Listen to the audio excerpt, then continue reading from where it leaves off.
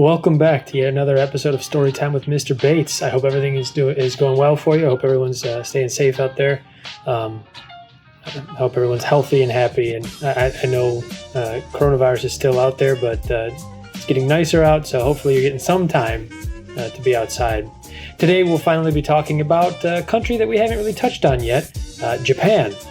We'll also be bringing back a friend from a few episodes ago, the Mongols. We're not analyzing who would win in a fight between samurai and Mongol raiders, though. Instead, we'll be talking about what the Japanese, who lived through the attempted Mongol invasions, called the Divine Wind. Now, I want to be clear here. The word kamikaze in Japanese literally means divine wind, but I'm not talking about the kamikaze pilots from World War II. I'm instead talking about the Mongol invasion of Japan, which took place centuries before World War II. So just wanted to be very clear on that.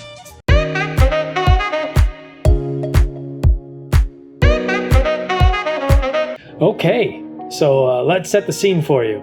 It's 1274 CE.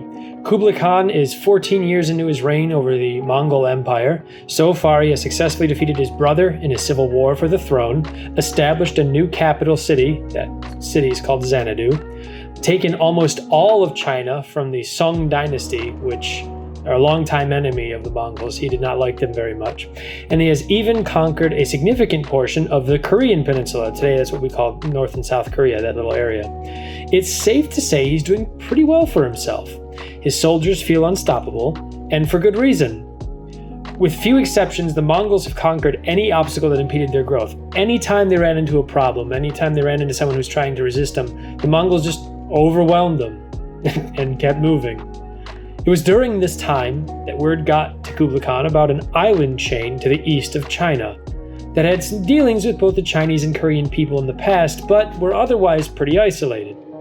Kublai Khan, being the emperor of almost all of northern Asia at the time, decided that this little island chain would make a fine addition to his collection. And so the Mongol war effort shifted its focus toward the conquest of Japan. Now, during this time, Japan was ruled by the Shiken, regional rulers of the Hojo clan.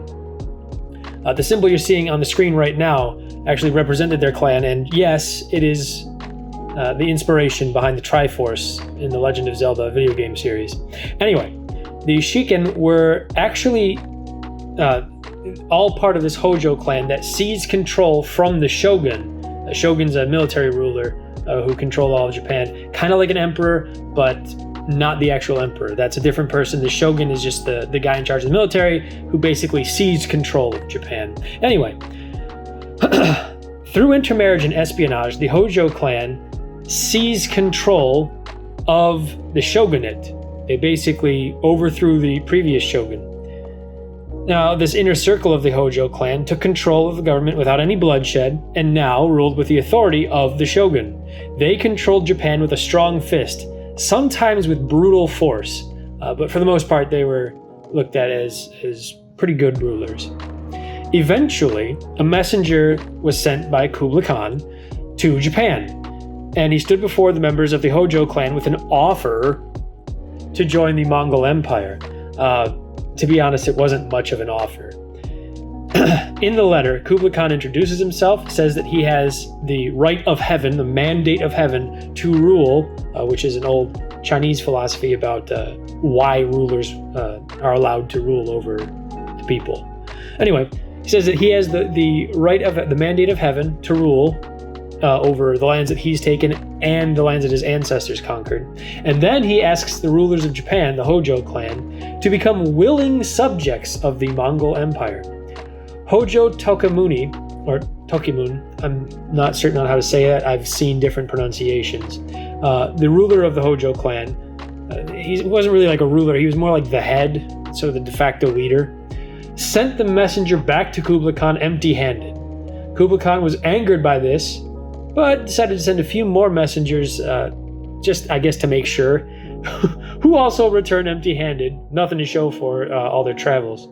This enraged Kublai Khan, and the invasion began.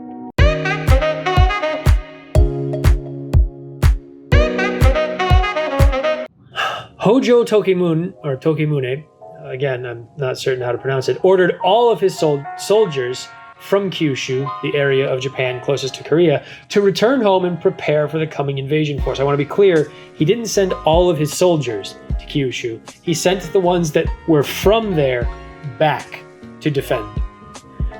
Now, anyway, on the other side of this whole thing, the Yuan invasion force, made up of Mongol and Korean sailors and soldiers, set sail on November 2nd, 1274 CE. They landed on Tsushima Island and destroyed the 80 cavalrymen that were sent to fight them before setting sail again, this time landing at Iki Island. Now let me be clear here. The Mongols in the Yuan fleet set sail with about 30,000 troops. They land on Tsushima Island and fight 80 cavalrymen who were totally wiped out. Like, easy. Now, they reach Iki Island, and again, just like on Tsushima, the Mongol and Korean forces wipe out the Japanese soldiers here before capturing the regent's castle. The regent actually had chosen to perish, I guess we can say. I guess that's the appropriate way to say it, before his castle was captured. The Japanese soldiers had a really tough time adapting to the tactics of the Mongol forces that they were fighting, as even their most experienced veterans had only fought against other Japanese forces with similar tactics to their own. The Mongols were so aggressive, so overwhelmingly violent, I guess you could say, that the Japanese soldiers, they didn't know what to do. The Mongols fought in a totally new style to them, and even the most battle-hardened Japanese soldiers and generals were frightened by their enemies. The Mongols were using grenades. Not like modern grenades where it explodes and it can wipe out an entire platoon, but these were more diversionary. They had never seen grenades before, so these Mongols are lobbing these basically pots full of gunpowder, and they're exploding, and it's scaring Japanese war horses and sending the Japanese soldiers into disarray. They can't hear commands. They're not sure what's going on. Things are exploding. They've never seen that before. It was understandably quite frightening. After conquering Iki Island, the Mongols reached Hakata Bay and continued their march across Japan. However, after another successful battle that pushed back the Japanese forces even further, Liu Fusheng, a big-time commander of the Yuan forces, died. He perished from a fatal wound. Without his leadership, and fearing the Japanese soldiers were gathering from everywhere across Japan to come and overwhelm these invaders in a major battle, the Mongol and Korean forces decided to pull back and sail to Korea for reinforcements and supplies. This might have been the key mistake that the Mongol forces made, and you'll see why in a second.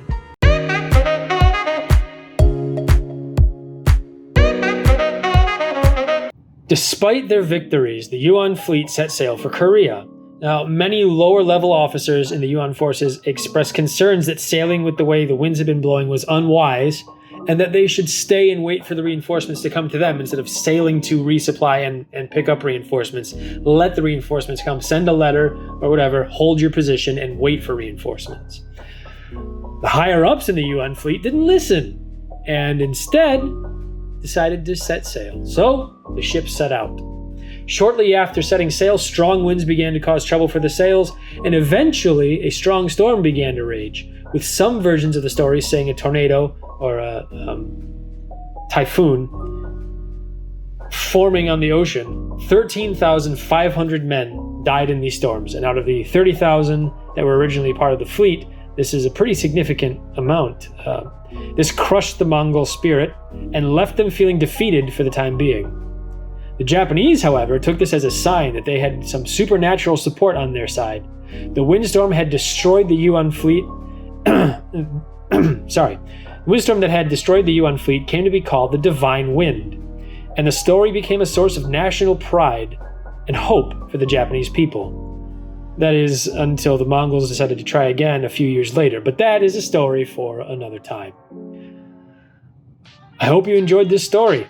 I know it's a little different from some of the other videos I've made, but I like this topic and I really wanted to talk about it with all of you. Now let's take a look at the question of the day. Do you think Japan would have won without the storms? or do you think the Mongols would have added them to their empire?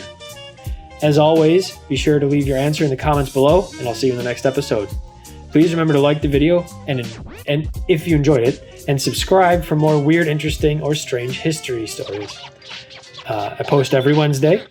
We're only a few subscribers away from hitting 100 subscribers. That's my goal, to try to reach that before summer vacation starts. If we can get there, I would very much appreciate it. I was planning on doing mythology videos.